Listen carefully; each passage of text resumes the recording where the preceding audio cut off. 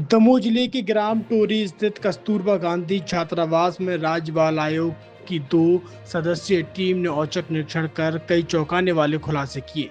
निरीक्षण के दौरान छात्रावास में देश विरोधी तथा धर्म विरोधी गतिविधियों के संकेत मिले, जिसने प्रशासन की कार्यशैली पर सवाल खड़े कर दिए हैं। राज्य बाल आयोग के सदस्य औकार सिंह एवं डॉक्टर निवेदिका शर्मा एवं बाल कल्याण समिति दमोह के अध्यक्ष दीपक तिवारी के नेतृत्व में पहुंची टीम ने छात्रावास का गहन निरीक्षण किया। इस दौरान छात्राओं ने बताया कि उन्हें हिंदू देवी देवताओं की पूजा पाठ करने से रोका जाता है और किसी भी प्रकार की धार्मिक प्रार्थना की अनुमति नहीं दी जाती। छात्राओं ने आरोप लगाया कि अगर कोई पूजा करने की कोशिश करता है तो छात्रावास की वार्डन यशवंती महोबे द्वारा डांट फटकार लगाई जाती है। छात्रावास में भी कोई प्रार्थना नहीं होती। वहीं बताया जा रहा है कि वार्डन खुद को किसी संगठन महामंत्री बताकर प्रभाव का उपयोग करती है, जिससे प्रशासन और शिक्षा विभाग कार्रवाई करने से कतरा रहे हैं। निरीक्षण करने के दौरान यह भी सामने आया कि छात्रावास परिसर में एक अवैध किराना दुकान का संचालन कराया जा रहा था, जिसमें बड़ी संख्या में एक्सपायरी डेट का सामान भी मिला है। किराना की दुकान का संचालन भी बाइडेन द्वारा चौकीदार के माध्यम से कराया जा रहा था। ना तो किसी को चार्ज दे के गई थी और ना ही उसकी चाबियां दे के गई थी किसी की।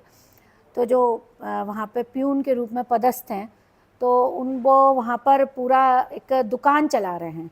बच्चों की जो दैनंदिनी का सामान है जो कि सरकार उनको मुहैया कराती है, वो वार्डन के द्वारा उनको नहीं दिया जा रहा है। हमने जब बच्चियों से पूछा तो उन्होंने बताया कि वार्डन ने हमको ये सामान नहीं दिया, इसलिए हम लोग यहाँ से खरीदते हैं।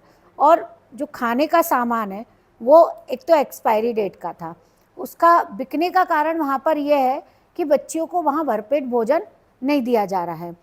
सहजन के पत्ते की सब्जी अगर बच्चों को रोज़ रोज़ ही खिलाई जाएगी तो बच्चियाँ कहाँ तक खाएंगी। दाल में बच्चियाँ कह रही है दाल है नहीं, पानी पानी हमको देते हैं।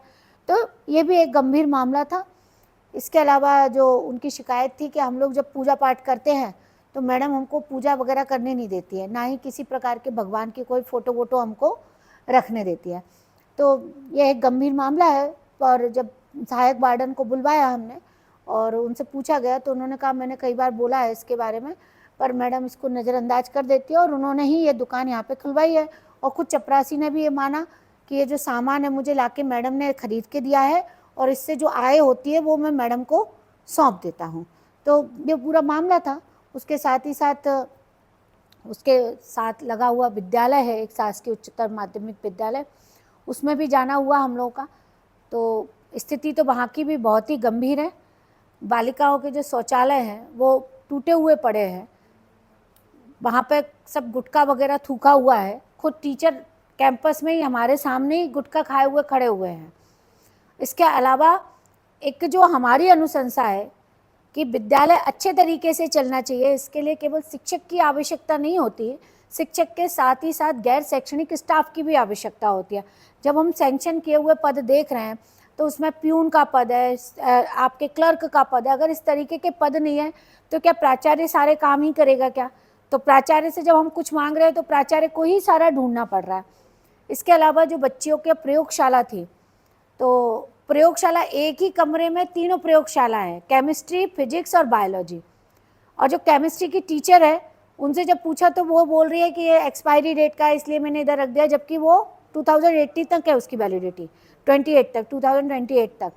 फिर भी वो इस तरीके का रवैया अपना रहे हैं। और जिस तरीके से शिक्षकों का वहाँ अतिथि शिक्षक जो पढ़ा रहे हैं उनका जो स्टैंडर्ड है वो बड़ा निराशाजनक है बच्चों के लिए। उनसे सामान्य से प्रश्न नहीं आ रहे। और जो इंस्ट्रूमेंट है, इंस्ट्रूमेंट आपने माइक्रोस्कोप रख दिया है, पर माइक्रोस्कोप वर्किंग में है कि नहीं है, उसके लेंस है कि नहीं है, ये तो कोई देख ही नहीं रहा है। और जो सबसे ज़्यादा हमको वहाँ लगा कि हमारा तिरंगा है, शासकीय विद्यालय है, अगर आप उसकी केयर नहीं कर सकते तो किसी कार्यक्रम में केवल दिखाने के लिए तिरंगे को मत लाइए। इतने सारे तिरंगे हैं।